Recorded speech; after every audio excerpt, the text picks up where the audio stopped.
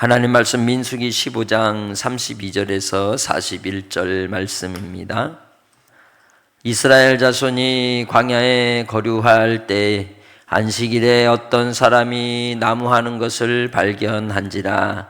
그 나무하는 자를 발견한 자들이 그를 모세와 아론과 온 회중 앞으로 끌어왔으나 어떻게 처치할지는 지시하심을 받지 못한 고로 가두었더니 여호와께서 모세에게 이르시되 그 사람을 반드시 죽일지니 온 회중이 진영 밖에서 돌로 그를 칠지니라.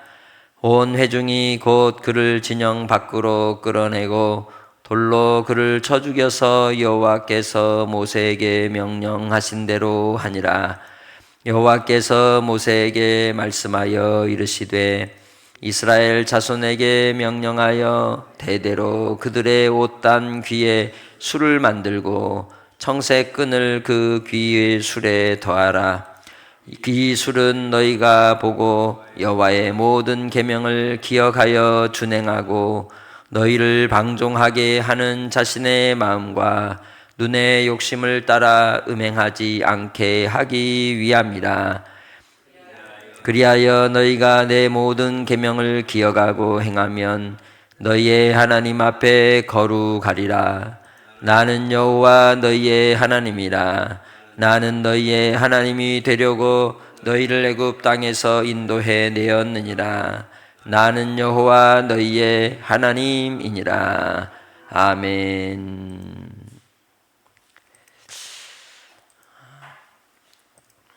이스라엘 백성들에게 언약을 세우시고 그들과 법으로서 하나님의 보호하심 아래 있음을 확인하려고 구름 기둥과 불 기둥을 그들의 성소 위에 두셨지만 또한 그들에게는 하나님의 백성됨을 이루기 위해서 지켜야 될 그 법이 있었죠.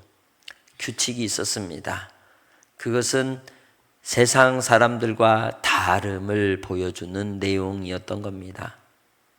나라는 나라마다 그 법이 있고 그 규칙이 그 나라마다 독특한 특징이 있듯이 그들이 그들 됨을 보여주는 바가 그 법을 지키는 데 있는 것이죠. 구약의 이스라엘 백성들에게는 하나님 앞에 율법을 지켜야 했습니다. 그러나 그것은 그들을 죽이려고 주신 법이 아니었죠. 그들을 살리기 위한 법이었습니다. 그들을 보존하시려는 하나님의 특별한 섭리였습니다. 왜일까요? 사람은 죄의 세력에 이미 아담과 하와로 인하여 오염이 되었고 그 가운데 살아가기 때문에 끊임없이 어디를 향하여? 죄악을 향하여 넘어지기 때문입니다. 육체의 정욕과 안목의 정욕과 이생의 자랑을 따라 우리는 끊임없이 아버지의 사랑이 없는 곳으로 본능을 따라서 행할 때가 많다는 거죠. 수시로 한눈을 파는 겁니다.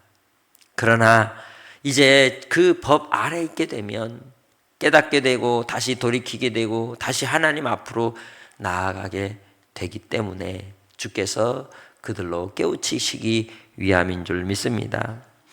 15장에서 나타난 가나안에서 지킬 규례들을 이 제사의 제도를 통하여 말씀 주실 때 부지 중에 지은 죄에 대하여는 용서를 받으나 고의로 지은 죄는 공동체에서 끊어질 정도로 단호하게 하나님께서 그들에게 명령하신 이유가 어디에 있겠습니까? 그것은 바로 그러지 않고서는 하나님의 백성의 백성다움을 나타내지 못하기 때문입니다. 더군다나 그들이 부자입니까? 아니면 나라가 힘이 있습니까? 뭐 내세울 게 있습니까? 그들의 자존심은 어디에 있을까요? 여호와 하나님 그분밖에 없는 거죠.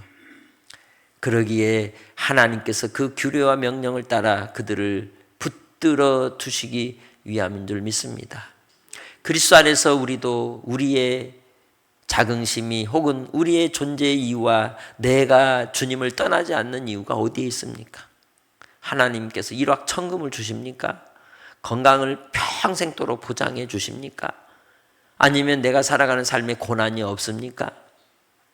오히려 예수를 믿기 때문에 고난이 있고 박해가 있고 어려움이 있고 시련이 있고 더군다나 하나님께서 들었다 놨다 흔들었다가 뒤집었다가 하시면서 우리를 연단하시지 않습니까? 그 속에서 우리에게 주님 예수 안에 있어야 될 이유, 그 있음을 위하여 몸부림치는 그 근거가 어디에 있습니까? 하나님께서 나를 사랑하심에 있고 하나님과 내가 주님 안에서 하나가 되어 영원한 하나님의 나라의 소유된 백성으로 가야 될 삶의 방향과 목적지가 분명하기 때문인 줄 믿습니다. 그러기에 세상 사람들, 잘 나가는 세상 사람들과 비교하며 스스로 위축되거나 혹은 소심해지지 않고 그 속에서도 예수 안에 있음으로 인하여 담대하게 살아가게 되는 줄 믿습니다. 그러한 믿음의 태도가 그들에게 있어야 함에도 불구하고 그들이 그 광야에서 하나님의 말씀을 지키더라? 여전히 지키지 않더라. 여전히 자기들의 부모님이 죽임을 하나님의 심판을 받아 죽는 것을 보았고 고집부린 자들이 산으로 올라갔다가 가나안인들에게 패배하고 정말 그 비참한 최후를 경험하고도 여전히 그들이 어땠다고 이야기하고 있습니까? 15장 32절에 이스라엘 자손이 광야에 지내고 있을 때 안식일에 어떤 사람이 나무하는 것을 발견했다는 거죠. 안식일에는 뭐 해라? 아무것도 하지 말고 쉬라. 토요일 날 그 전날 다 하나님이 이틀치를 준비하도록 하시겠다. 너희도 이틀치를 준비하라 하셨는데 준비를 한 거예요? 안 한 거예요? 안 한 거예요. 그로 인해서 하나님께서 그들로 말씀하신 바에 대해 그들이 나무하는 자를 발견하고 모세와 아론과 회중 앞으로 끌고 가서 이 일에 대하여 어떻게 할지를 이제 지시를 받지 못했기에 옥에 가두어 두었고 하나님께서 모세에게 뭐라고 얘기했습니까? 반드시 뭐해라? 죽이라. 하나님이 어때요? 단호하고 무섭고 잔인해 보이죠. 온 회중이 진영 밖에서 돌로 그를 칠지라. 모델이 된 거죠. 본보기가 된 겁니다. 왜? 하나님 앞에 안식일을 범하는 것이 얼마나 잘못된 일인지를 그들에게 보이고 있는 것이죠. 그저 괜찮아 하면 어때요? 순식간에 온통 그렇게 오염이 되어버리고 그렇게 나태해져 버리기 때문입니다. 그래서 온 회중이 그를 진영 밖으로 끌어내고 그를 돌로 쳐 죽여서 여호와께서 모세에게 명령하신 대로 했다고 이야기합니다. 분노에 차서 돌을 던진 이들도 있지만 그를 아는 친구들과 가족들은 어땠을까요? 괴로워 탄식하며 아파했을 겁니다. 분명 그 속에서도 하나님께 대한 원망이 나올 수 있는 것입니다. 이러한 안식일로 인하여 나타나는 이러한 모습들이 경고가 되고 오히려 하나님을 바르게 섬기는 일로 인하여 나아가야 함에도 불구하고 사람들은 반대로 생각하죠. 하나님은 무서운 분이야. 하나님은 이거 안 지키면 우리를 해할지도 몰라. 마치 세상의 신들처럼 해코지 하지 않게 하려고 그렇게 신을 섬기는 어리석음을 범하고 마는 겁니다. 그러나 우리는 하나님 앞에 그 안식일의 본질적 의미를 바로 깨달을 때 주의 은혜 아래서 참된 안식을 누리며 살게 되는 줄 믿습니다. 안식일의 주인이 누구이십니까? 예수 그리스도이시며 인자라고 말씀하셨습니다. 그래서 예수님께서는 안식일에 오히려 병든 자를 고치시고 그리고 또한 주께서 하시는 선한 일들을 드러내셨던 겁니다. 안식일은 곧 선함을 나타내며 하나님께 영광 돌리기 위한 날인 줄 믿습니다. 그것이 바로 예수로 말미암아 새로워진 안식일의 의미가 되었으며 이제 그 영적 안식은 예수 부활로 말미암아 새 창조의 날이 된 것이죠. 그러기에 예수 안에서 우리는 믿음으로써 주님 안에 주의 은혜를 누리며 살아가는 성도들이 되시기를 주의 이름으로 축복합니다. 영원한 언약 안에서 우리가 영생을 누리는 삶이 참된 안식의 의미인 것이죠. 내게 주신 그리스도의 평강이 여러분 안에 가득하시길 주의 이름으로 축복합니다. 그러기에 바로 이 안식을 통하여 우리에게 예수 그리스도의 새 부활의 날로 주신 날, 우리는 우리의 믿음을 지키며 우리의 삶을 구별하며 예배의 자리에 모여 하나님을 섬기는 겁니다. 그 예배를 통하여 우리가 하나님 앞에 구별된 자임을 드러내는 것이죠. 이조차도 우리가 지키지 못하면, 이조차도 우리가 붙들지 못하면 세상과 무엇이 다르다고 할 수 있겠습니까? 그러기에 믿음으로 살고자 하는 자들은 이 주일만큼은 성수하고자 하여, 우리가 주일 성수라는 단어가 있을 정도로 그렇게 힘썼던 겁니다. 60년대, 70년대 그 이전에는 어땠나요? 주일 되면은 걸음도 어디 멀리 가지 않고, 차 타는 것도 노동이라고 하지 않고, 슈퍼 가는 것도 하지 않고, 돈 쓰는 것도 하지 않고 철저하게 절제시켰던 그런 교단도 있지 않습니까?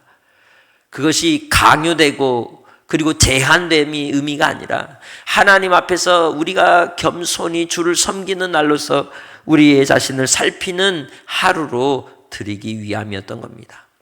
그 본질의 의미를 잃어버리면 그것은 율법주의가 되는 것이죠.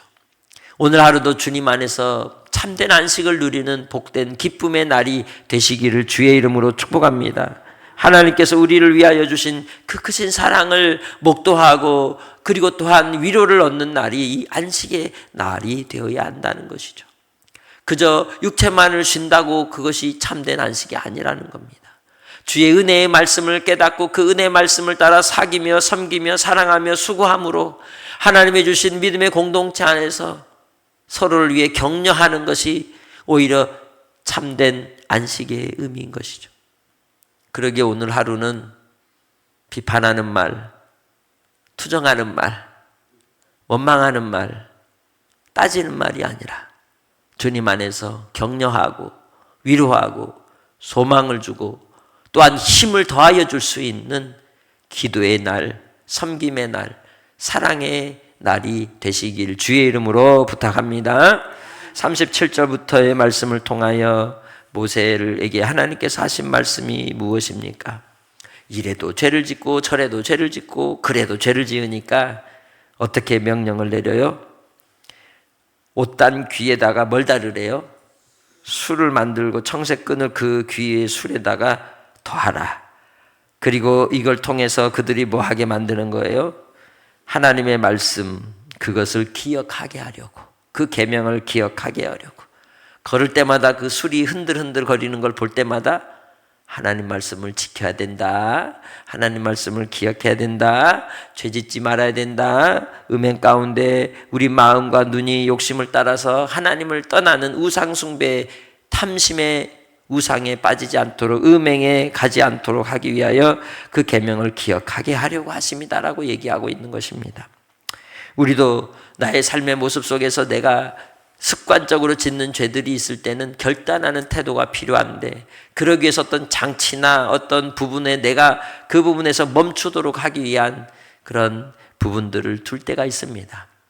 여러분의 삶이 항상 하나님 앞에 온전히 믿음 위에 서는 삶이 되기 위해서 우리가 주님 안에 견고하게 말씀을 붙드는 은혜가 있으시기를 주의 이름으로 축복합니다. 나의 삶에 절제되지 못하는 삶의 태도를 하나님께서는 끊어버리기를 원하신다는 것이죠. 하나님께서 우리 앞에 계시기에 그 거룩하신 하나님 앞에 우리가 나아갈 수 있는 비결은 우리도 또한 결단하며 절제하며 정결하며 거룩하게 나의 삶을 살피고야 갈 수 있는 줄 믿습니다. 41절에 같이 읽습니다. 나는 여호와 너희의 하나님이라. 나는 너희의 하나님이 되려고 너희를 애굽 땅에서 인도해 내었느니라. 나는 여호와 너희의 하나님이니라. 아멘. 하나님이 어떤 분이신지를 반복해서 그들에게 기억해 하시는 겁니다. 그 옷수를 볼 때마다 나 너의 하나님이야, 나 너의 하나님이야 라고 외치시는 주님의 음성처럼 듣게 하기 위함인 것이죠. 그래, 여러분도 주님 안에서 오늘 하루를 살 때에도 말씀을 들을 때, 또 그 말씀 가운데 나아갈 때 집중하여 하나님을 바라보고 주님의 사랑 안에서 우리가 하나님의 백성임을 알고 하나님이 나의 아버지이시며 나의 주이심을 고백하는 은혜의 시간이 되시기를 주의 이름으로 축복합니다. 죄악 가운데 사망 가운데 나를 인도해 내신 하나님, 이제는 생명의 길로 이끄시는 하나님, 그 하나님이 나의 영혼을 책임져 주신다. 영원한 안식 가운데로 우리가 나아갈 하나님의 백성이다. 우리는 이 땅의 삶이 끝이 아니라 영원한 하나님의 나라를 소망하며 살아가는 하나님의 백성임을 알고 오늘 하루의 삶이 주님을 닮아가는 삶, 주의 거룩하심 앞에 기쁨으로 자원하여 나아가는 한날이 되시기를 주의 이름으로 부탁합니다. 하나님 아버지, 우리의 삶이 주의 손에 있음을 고백합니다. 주께서 은혜를 더하시고 오늘도 주님 앞에 온전히 드려지는 예배의 시간이 되도록 순간순간 도와주옵소서. 오직 하나님께만 집중하여 드리기 원합니다. 주님 안에서 발견되어지는 주의 백성들 되게 하옵소서. 예수 그리스도의 십자가의 보혈의 피로 우리를 구원해 주시고 이제는 안식일의 주인 되신 예수로 말미암아 선한 일에 힘쓰는 주의 종들이 되도록 우리의 입술을 주께서 새롭게 하여 주시사 우리의 언어가 바뀌게 하시고 우리의 눈이 바뀌게 하시고 우리의 생각이 바뀌게 하시고 우리의 손이 바뀌어 주님 앞에 정직히 또한 주님 앞에 아름다운 섬김을 통하여 나아가는 종들이 되게 하옵소서. 감사 영광 돌리옵고 예수님의 이름으로 기도합니다. 아멘.